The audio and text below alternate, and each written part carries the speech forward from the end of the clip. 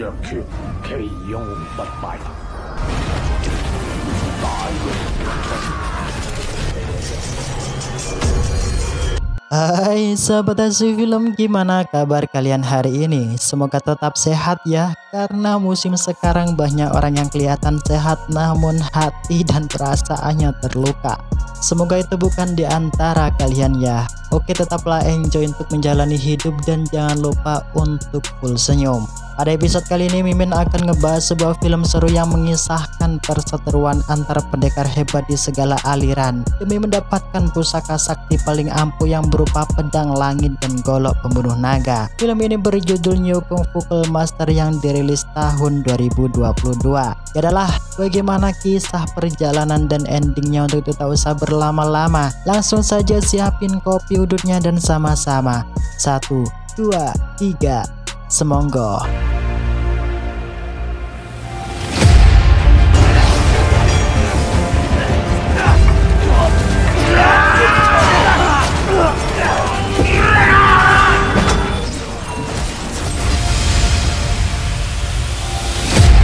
Film dibuka dengan disuguhkan sebuah narasi yang mengatakan sebelum pendekar Gao Jing tewas dalam pertempuran berdarah di kota Xiangyang ujung Etan, salah satu pendekar yang bernama Yang Guo berhasil menempa dua pusaka ampunan sakti yang sangat terkenal di dunia persilatan dengan sebutan pedang langit dan golok pembunuh naga.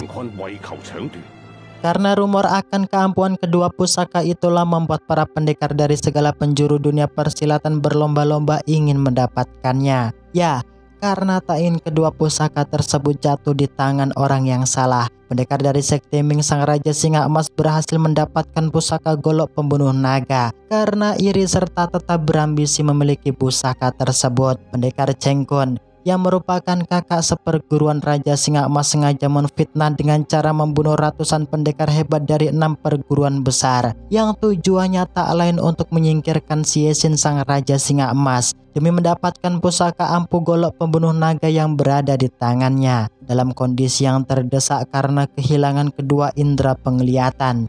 Untungnya, salah satu pendekar Wudang yang bernama Zhang Chunsan berhasil menyelamatkan Xie Xin dengan membawanya kabur mengasingkan diri di Pulau Pinghuo bersama Ying Susu istrinya. Karena perputaran roda waktu yang tak pernah terhenti, di Pulau Pinghuo itulah mereka dikaruniai anak laki-laki yang diberi nama Zhang Wuji. Beberapa tahun pun berlalu di saat Zhang Wuji berusia 15 tahun. Pendekar Zhang Chunsan berpamitan pergi di hadapan Raja Singa Emas Xie Xin untuk menuju perguruan Wudang bersama anak dan istrinya. Sebab tak akan lama lagi guru besarnya Zhang Chenren ulang tahun yang ke-100 tahun. Karena tak bisa menggandoli kepergian mereka, Xie Xin hanya berpesan dengan mengatakan untuk tetap berhati-hati dan selalu waspada, sebab di dunia luar amatlah membahayakan.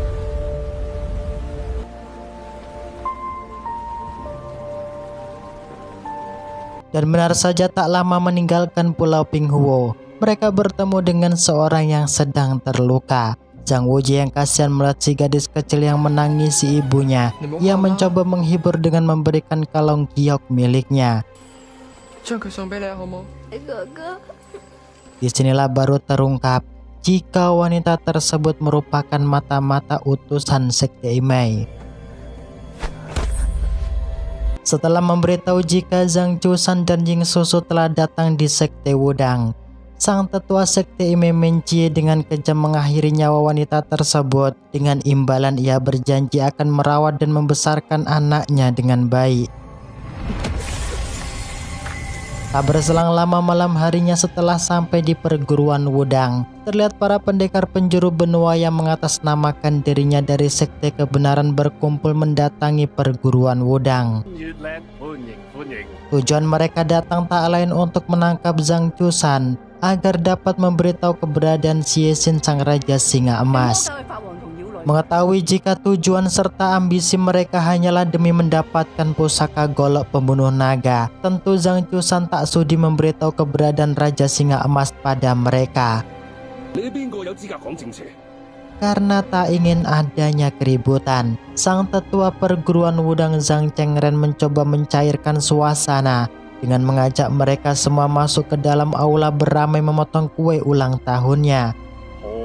Dengan spontan, tentu ajakan tersebut ditolak mentah-mentah oleh Nona Minjie sambil menggertak guru besar Wudang agar tak ikut campur dalam urusannya.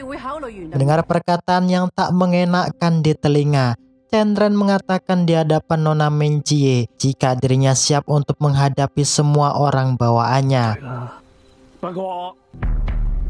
Disinilah suasana menjadi semakin tegang. Melihat Chen Ren sang tetua yang sekaligus guru besar sekte Wudang mulai tersurut emosi. Yang secara bersamaan terlihat Ying Susu dan Wuji dihampiri kedua pendekar yang memiliki kemampuan jurus tapa es beracun Xian Ming. Tentu Ying Susu bukanlah lawan yang imbang bagi mereka, yang membuat ia terkena serangan telak jurus mematikan tersebut.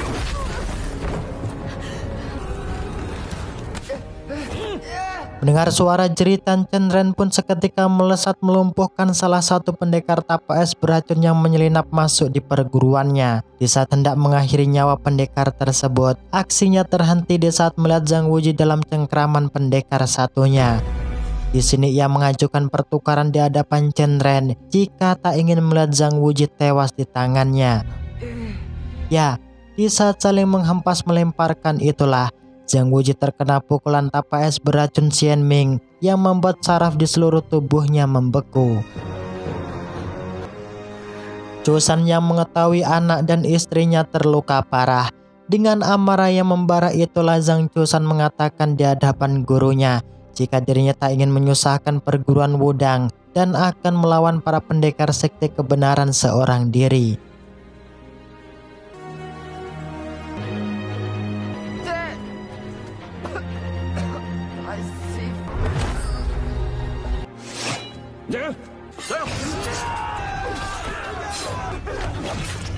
Karena kalah jumlah, tentu pendekar Chusan tak mampu menghadapi mereka, yang membuat dirinya terjatuh berulang kali hingga tak berdaya.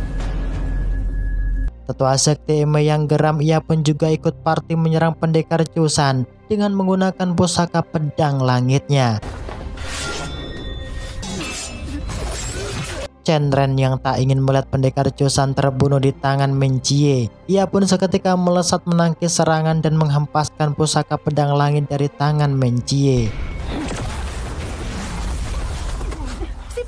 Yang kemudian, guru besar Wudang Chen Ren meraung yang membuat semua pendekar sekte kebenaran terbirit-birit lari meninggalkan tempat tersebut. Karena luka yang dialami pendekar Chusan sangatlah dalam. Sebelum tewas ia berpesan pada istri dan anaknya untuk tetap hidup dengan baik dan jangan membalaskan dendam atas kematiannya. Sang kakek guru yang tak ingin nyawa Zhang Wuji dalam bahaya, ia pun berusaha semaksimal mungkin menyalurkan energi murni di dalam tubuh Wuji dengan tujuan untuk melebur tapa es beracun Xian Ming yang berada di dalam tubuhnya. Namun hal tersebut gagal ia lakukan sebab luka pukulan tapa es beracun hanya bisa disembuhkan dengan kitab Lujia yang di dalamnya berisikan jurus 9 matahari. Karena sebuah sumpah dan janji, kakek guru Chen Ren sengaja mengajak Wuji ke dalam ruang rahasia perguruan Wudang yang tak lain dengan tujuan agar Wuji dapat mempelajari kitab Lujia yang berada di ruang rahasia tersebut. Tentu dengan sengaja itulah kakek guru menggetarkan ruangan yang tak lain untuk menampakkan kitab Lujia pada sang Wuji. Mengerti jika kitab tersebut ialah kitab Lujia yang berisikan jurus 9 matahari. Wuji seketika ingat akan perkataan kakek guru Chen Ren jika murid Wudang diharamkan mempelajari kitab tersebut karena dirinya bukanlah murid Wudang. Tentu Wuji terbebas dari janji dan sumpah untuk mempelajari dan mendalami jurus 9 matahari yang berada di dalam kitab Lujia. Tak berselang lama, suara lonceng pun berbunyi dengan kencang yang menandakan jika makan siang telah tiba. Di saat Zhang Wuji hendak istirahat sambil menyantap makanan, tiba-tiba dirinya diperlakukan tak baik oleh para murid Wudang, bahkan diremehkan karena lemah dan tak pantas untuk tinggal bersama mereka di perguruan Wudang. Tak hanya sebuah cacian, Qingsu, yang merupakan murid senior Wudang juga mengejas dengan mengatakan di hadapan Wuji jika ibunya ialah wanita iblis. Dengarkan ungkapan tersebut tentu membuat Wuji seketika tersurut emosi, membentak Jingsu agar tak menghina ibunya kembali. Namun di sini Wuji malah semakin tertindas dan dihajar beramai-ramai oleh para murid Wudang yang berada di sana. Tak terima ibunya disakiti, Wuji seketika bangkit berbalik menghajar para murid Wudang dengan jurus kungfu singa emas Yexin. Karena tak ingin melihat ibunya disakiti, Wuji memilih meninggalkan perguruan Wudang untuk kembali ke pulau pengasingan Pinghuo. Karena jarak yang mereka tempuh sangatlah jauh, di pertengahan jalan, Wuji sangat bersedih melihat ibunya merintih kesakitan, yang pada akhirnya Jingsu ibu Wuji pun tak lagi bisa terselamatkan. Sesampainya di Pulau Pinghuo, dengan bimbingan Raja Singa Emas, Wuji belajar tahap demi tahap jurus kungfu 9 matahari yang berada di dalam kitab Lujia. Berkat latihan yang giat, dengan sendirinya racun es mematikan yang berada di dalam tubuh Wuji pun menghilang. Yang tentunya selama 16 tahun berlatih tanpa makan, minum, dan tidur, akhirnya Zhang Wuji berhasil menguasai jurus kungfu 9 matahari secara sempurna. Selama 16 tahun lamanya berlatih, Zhang Wuji memutuskan pergi ke Chongyan mencari keadilan untuk mendiang kedua orang tuanya. Di sini, ia mampir sejenak di kedai cabang milik Bok Darmi untuk menikmati secangkir gelas kopi yang sudah sangat terkenal kenikmatannya. Yang secara bersamaan itulah ia mendengarkan perbincangan para pendekar yang bercerita atas kematian kedua orang tuanya. Di saat asik-asiknya bercerita, tiba-tiba mulut pendekar tersebut dilempar tomat busuk oleh seseorang gadis yang mengenakan kebaya merah. Karena tak terima atas perlakuan tersebut, para pendekar sekte kebenaran berbondong-bondong mengejar serta melesatkan serangan ke arah si gadis kebaya merah. Wuji yang tak ingin gadis tersebut tertangkap, ia pun menolong si gadis tersebut agar tak terluka. Dengan ucapan terima kasih karena sudah ditolong, gadis tersebut memperkenalkan dirinya di hadapan Wuji jika ia berasal dari sekte Ming yang bernama Xiao Chao. Wuji yang penasaran akan seseorang yang dikawal pendekar tapak beracun, malam harinya dengan ditemani Nona Xiao Chao yang menguping pembicaraan para pendekar untuk mengetahui rencana busuk yang ingin mereka lakukan. Yang ternyata pendekar tersebut tak lain ialah Cheng Kun.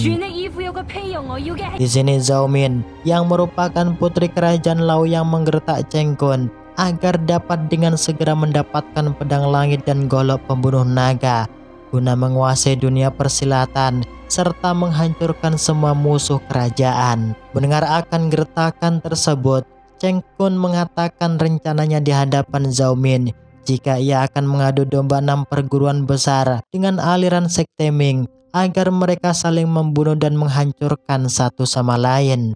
Sebab aliran sekte Ming merupakan musuh terbesar bagi kerajaan. Karena ilmu batin pendekar Cheng Kun sangatlah tinggi, seketika dirinya melesatkan serangan yang membuat Nona Xiao Chao terhempas terjatuh. Mengetahui adanya penyusup, Zhao Min menyuruh pasukannya untuk meringkus mereka secara hidup-hidup. Disinilah pendekar Cheng Kun dibuat takjub melihat ilmu kanuragan yang dimiliki bocah tersebut. Sebab jurus tapak beracun Xian Ming tak berarti sama sekali baginya. Karena sebuah kecerobohan itulah terlihat Nona Xiao Chao terkena pukulan telak tapak beracun. Melihat kondisi yang tak lagi menguntungkan, Zhang Wuji memilih pergi untuk menyelamatkan Nona Xiao Chao dengan membawanya menuju pegunungan Kuan Minting yang merupakan tempat aliran sekte Ming berada. Secara bersamaan inilah Zhang Wuji sangat tersempona melihat gadis cantik yang duduk di hadapannya dalam satu perahu.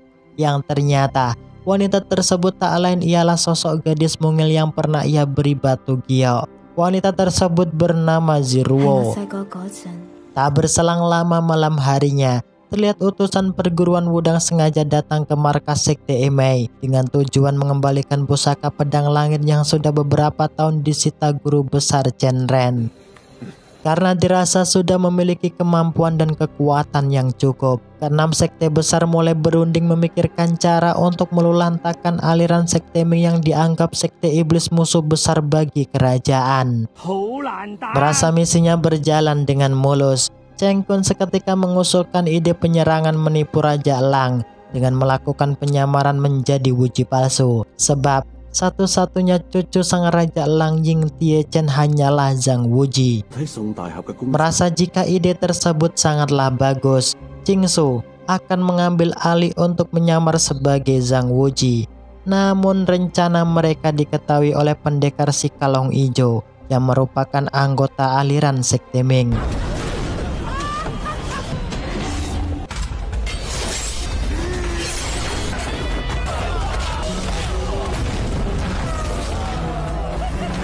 Tak ingin melihat Nona Ruo mati dihisap darahnya oleh si pendekar Kalong Ijo, Zhang Wuji seketika melesat agar dapat merebut Nona Ruo dari tangan pendekar Kalong Ijo. Mengetahui jika ilmu kanuragan pemuda tersebut sangatlah tinggi, tentu membuat Min Chie dan para pendekar lainnya menaruh curiga jika pemuda tersebut berasal dari aliran Sekte Ming. Karena identitas aslinya belum ingin diketahui, Zhang Wuji seketika meraung untuk menggertak mereka agar dapat memberikan ia jalan untuk pergi. Karena sudah mengetahui rencana 6 aliran sekte besar, setibanya di dalam markas Sekte Ming, pendekar Kalong Ijo memberitahu Raja Lang jika ada seseorang yang datang mengaku sebagai Zhang Wuji, maka harus dibunuh, sebab itu bukanlah Zhang Wuji asli. Dan benar saja, tak berselang lama Xiao Chou pun datang masuk ke dalam markas bersama Zhang Wuji. Karena tak ingin terkecoh dengan tipu muslihat, sang Raja Lang seketika melesatkan serangan ke arah Zhang Wuji. Zhang Wuji yang tak ingin melukai kakek kandungnya, dengan bantuan Nona Xiao Chou, mereka memilih masuk ke dalam ruang rahasia yang merupakan tempat terlarang yang berada di sekte aliran Ming. Tak berselang lama, para murid Sekte Ming melapor di hadapan Raja Lang jika gabungan ke-6 sekte besar benar-benar datang mengibarkan bendera peperangan. Mengetahui akan hal tersebut, Raja Lang seketika turun tangan untuk memimpin pasukannya berperang. Disinilah pendekar Kalong Ijo dan Yang Xiao dikejutkan akan kemunculan Cheng Kun yang seketika melesat menyerang mereka dengan membabi buta.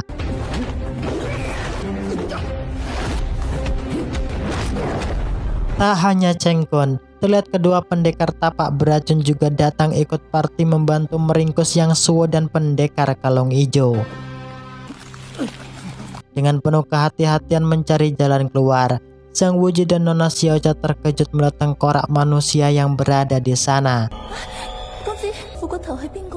Dengan membaca tulisan yang terukir di lantai itulah, Zhang Wuji baru mengetahui jika tengkorak yang berada di hadapannya ialah Yi Yang Ting Tian yang merupakan sang tetua Sekte Ming ke-33. Sebelum mati, Yang Ting Tian meninggalkan sebuah pesan jika ia bersumpah melawan kerajaan yang kejam, kurebut kembali api suci, serta ia sangat begitu malu mempunyai seorang istri yang tak bermoral. Ungkapan tersebut menunjukkan jika istrinya telah melakukan perselingkuhan dengan Cheng Kun.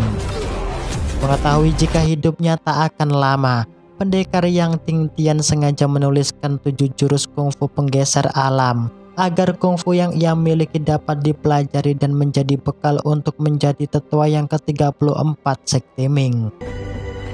Paham akan pesan tersebut, dengan bantuan Nona Xiao Chou, Zhang Wuji secara tingkat demi tingkat mempelajari satu persatu jurus kungfu yang terukir di batu tersebut.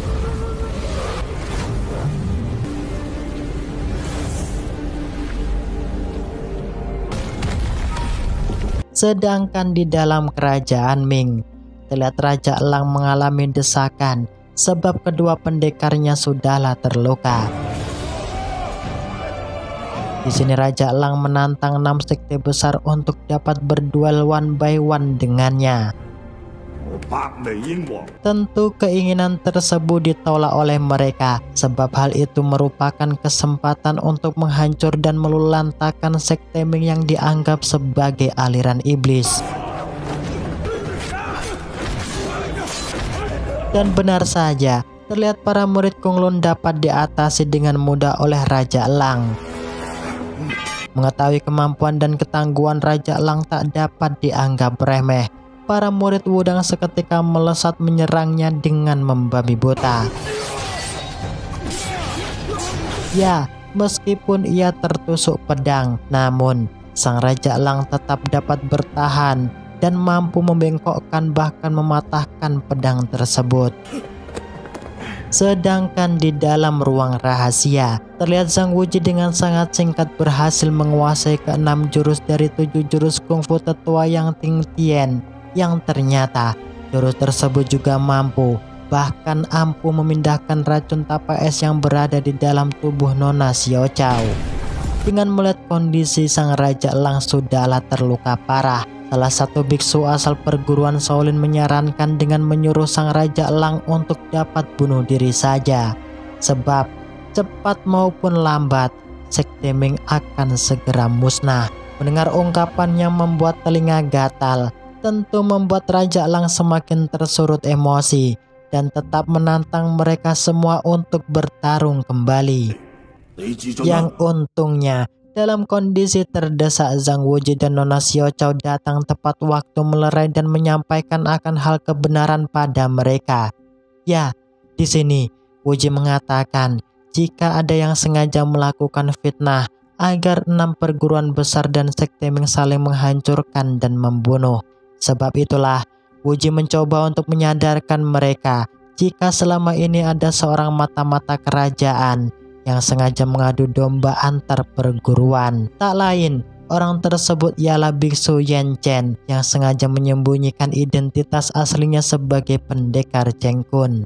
Karena dianggap sebagai musuh, tentu ungkapan Zhang Wuji dibantah oleh si biksu tua dan para pendekar yang lainnya. Wuji yang kesal dengan sifat kedua murid sekte kebenaran yang banyak bacot, ia sengaja memindahkan racun tapa es Yan Ming ke tubuh mereka. Yang di waktu bersamaan itulah pendekar botak asal perguruan Shaolin menantang Wuji untuk one by one dengannya. Mendengar tantangan tersebut, tentu tanpa rasa takut, Zhang Wuji pun berkata, "Oke."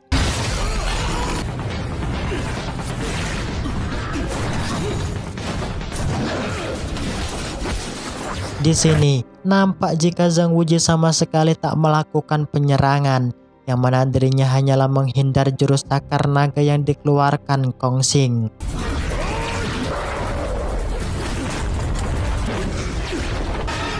Karena sudah merasa cukup puas dengan waktu yang singkat, Wuji pun berhasil menguasai jurus cakar naga, berbalik menyerang dan menghajar Kong Xing. Ya, disinilah Kong Xing mengakui kekalahannya di hadapan Wuji sambil berkata jika Zhang Wuji sangatlah top tier. Penasaran akan kemampuan Wuji, Menjie sang tetua sekte Ime seketika maju menantangnya. Mengetahui jika Menjie ialah orang yang membunuh ayahnya, ia sengaja menyandra salah satu murid Imei agar ia dapat mengalahkan tetua Ime tanpa harus melukainya. Sebab saat itu Zhang Wuji belum ingin membalaskan dendam atas kematian ayahnya.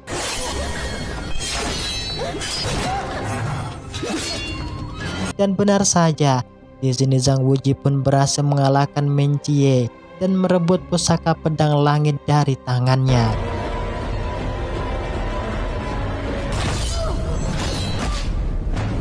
Di saat hendak mengembalikan pedang langit pada Menjie, terlihat dengan geting tetua Ime memasang muka sinis padanya. Karena tak mau mengambil, Wuji meminta Nona Zuruo agar dapat mengembalikan pusaka pedang langit pada gurunya. Namun secara tak disangka, Nona Ruo malah menikam Zhang Wuji atas perintah Menjie.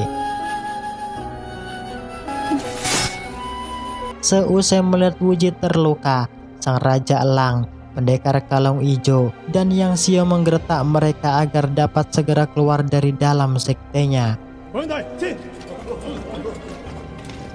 Di sini Pendekar Wudang yang merupakan paman kedua Wuji sangat terkejut jika pemuda yang terkapar di hadapannya ialah Zhang Wuji, anak pendekar Zhang Jiusan yang telah menghilang selama belasan tahun. Karena luka sayatan pedang Wuji sangatlah dalam, tentu dirinya seketika pingsan di pangkuan Raja Elang kakeknya.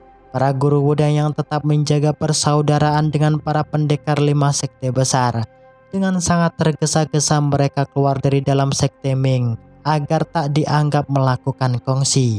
Nah, disinilah seusai siuman, terlihat Raja Elang sangat senang bercampur bahagia dapat menjumpai cucunya. Tak hanya itu, Raja Elang juga mengangkat Zhang Wuji untuk menjadi tetua sekte Ming yang ke-34.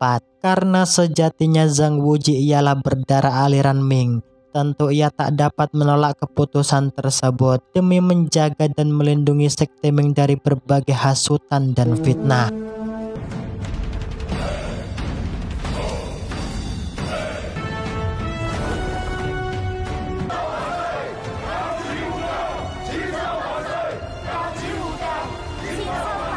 Belum selesai acara penobatan, salah satu murid sekte Ming berlari memberikan surat duka pada pendekar Yang Xiao. Isi surat tersebut mengabarkan jika ada pendekar Ying Wudang terluka parah yang keberadaannya tak jauh dari Kuan Mingting. Mengetahui kabar tersebut, dengan ditemani Raja Elang dan yang lainnya, Zhang Wuji pun bergegas pergi untuk menolongnya. Sesampainya di sana, Ying Wudang memberitahu Zhang Wuji jika para pendekar Wudang lainnya ditangkap, diracuni, bahkan diserang oleh kedua pendekar sakti yang bernama Amau dan Akau. Sadar jika itu semua ulah dari orang kerajaan, Zhang Wuji yang tak ingin melihat para pendekar sekte besar lainnya dalam bahaya, ia berpamitan pergi untuk menemui Zhao Min di kediaman Nona Liu. Sesampainya di sana, Zhang Wuji tak melihat akan keberadaan Zhao Min, yang mana mereka malah terkena perangkap jebakan racun asap yang membuat Raja Elang, Pendekar Kalung Ijo, dan Yang Xiao keracunan. Melihat keadaan yang semakin terdesak, Zhang Wuji kembali ke tempat semula meminta Xiao Zhao untuk dapat menjaga kakeknya, sedangkan dirinya akan menuju kerajaan meminta obat penawar pada Zhao Min. Sesampainya di hadapan Zhao Min, Zhang Wuji tanpa basa-basi menggertak meminta obat penawar padanya. Tentu gertakan tersebut tak mengefek bagi Nona Min, dan dengan kekeh tak akan memberikan obat penawar padanya. Zhang Wuji yang kesal, ia sengaja mengeluarkan ilmu kanuragannya sebagai ancaman jika dirinya saat ini tidaklah sedang bermain-main. Karena rencananya tak ingin gagal, Nona Min seketika membuka pintu rahasia penjara bawah tanah untuk mengurung Zhang Wuji. Namun, ekspektasinya tak berjalan sesuai rencana, yang malah dirinya juga ikut masuk karena ditarik oleh Zhang Wuji. Sedangkan di sisi lain, terlihat Min Chie dan para muridnya mendatangi Xiao Zhao yang tujuannya tak lain untuk ngebantai Raja Elang dan para pendekar sekte Ming yang sedang tak berdaya. Tak ingin hal tersebut terjadi, Xiao Zhao memberanikan diri menghadang ambisi Min Chie dengan menantangnya agar Min Chie dapat memberikan 3 serangan untuknya, yang mana jika 3 serangan tersebut gagal membunuhnya, maka Min Chie tak berhak untuk menghabisi nyawa mereka. Tentu tantangan tersebut diterima oleh Min Chie yang seketika ia melesatkan serangan mematikan yang pertamanya. Ya, meskipun tersungkur bahkan muntah darah, terlihat si Zhao masih dapat bertahan dan bangkit untuk menerima serangan mematikan yang kedua. Di sini pendekar Kalung Ijo baru paham jika si Zhao melakukan hal tersebut tak lain untuk mengulur waktu menunggu kedatangan Zhang Wuji. Karena tetap kekeh tak memberikan obat penawar, Zhang Wuji sengaja mengeluarkan ajian jurus angin muter agar Nona Min terkapar melayang-layang ke udara. Dan benar saja, trik Zhang Wuji pun benar-benar ampuh, yang mana Nona Min bersedia memberikan obat penawar. Namun Zhang Wuji harus bersedia memenuhi 3 syarat darinya. Min Chie yang sangat geram. Ia pun seketika melesat dengan kencangnya memberikan pukulan mematikan untuk si Chao.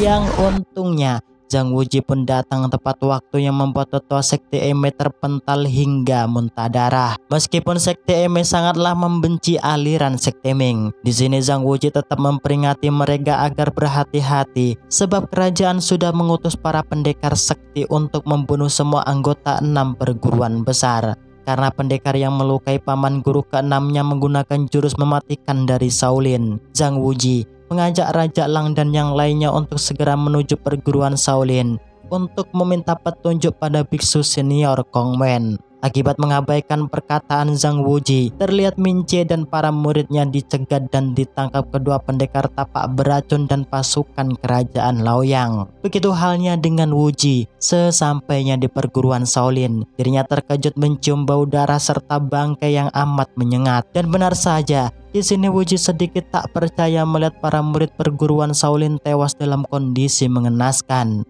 Zhang Wuji yang khawatir akan keselamatan kakek gurunya, ia pun bergegas pergi menuju perguruan Wudang.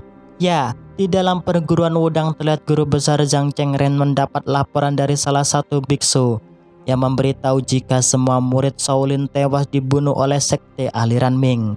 Yang tentunya hal tersebut hanyalah taktik si biksu agar ia dapat membunuh guru besar Wudang dengan mudah. Namun aksi tipu-tipu tersebut berhasil tertebak. Nah, disinilah Qingsu tiba-tiba datang melesatkan pedangnya yang membuat si biksu tersebut tewas seketika. Qingsu yang dari awal hatinya sudahlah busuk, tentu ia juga memiliki rencana bahkan niat untuk mengakhiri hidup kakek gurunya menggunakan senjata rahasia. Hal itu sengaja ia lakukan karena kerajaan akan mengangkat dan menjadikan dirinya seorang panglima jenderal. Dalam keadaan terdesak inilah terlihat Nona Min dan para pasukan kerajaan datang menghampiri guru besar Wudang yang terluka. Di sini ia memberi salam hormat di hadapan guru besar Wudang sambil membujuknya untuk segera meninggalkan perguruan Wudang dan bergabung bersamanya di kerajaan, yang mana Nona Min akan menjadikan guru besar Wudang sebagai pejabat senior, sebagai penghargaan ilmu kanuragan serta kungfunya yang tak terkalahkan.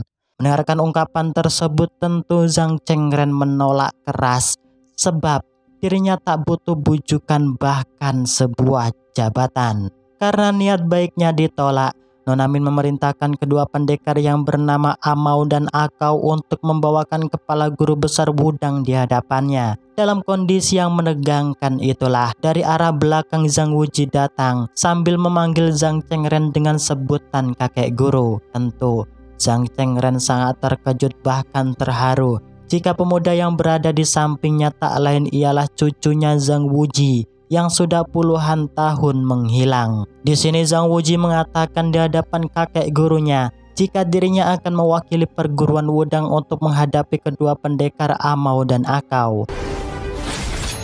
Nona Min yang mengetahui jika ilmu kanuragan serta kungfu yang dimiliki Zhang Wuji sangatlah tinggi. Di sini ia mengutarakan satu permintaan dari 3 syarat permintaan yang sudah disetujui Zhang Wuji, yang mana ia meminta agar Zhang Wuji tak menggunakan jurus kungfu yang sudah berhasil ia pelajari sebelumnya untuk bertarung. Sebagai pendekar sejati yang tak pernah ingkar janji, tentu Zhang Wuji setuju akan permintaan tersebut. Karena kedua pendekar tersebut sangatlah kuat, Zhang Wuji meminta kakek gurunya untuk dapat memperlihatkan jurus kungfu untuknya.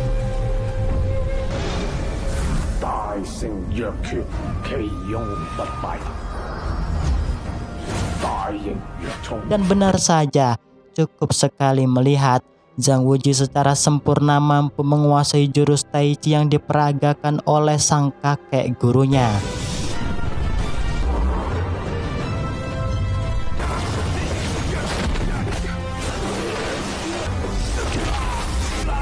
Bahkan, Zhang Wuji juga berhasil membunuh Amau tanpa sedikit pun terluka.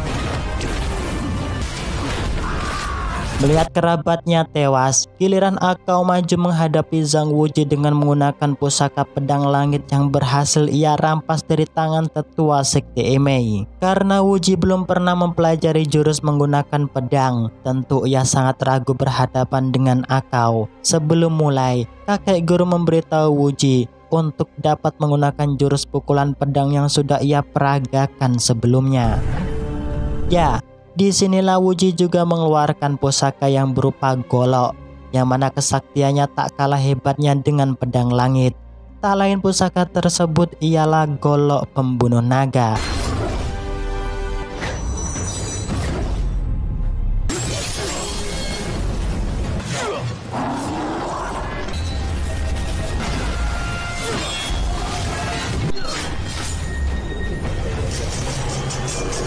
Dari adu mekanik yang amat sengit itulah, pada akhirnya Zhang Wuji pun berhasil mengalahkan dan membunuh pendekar Akao.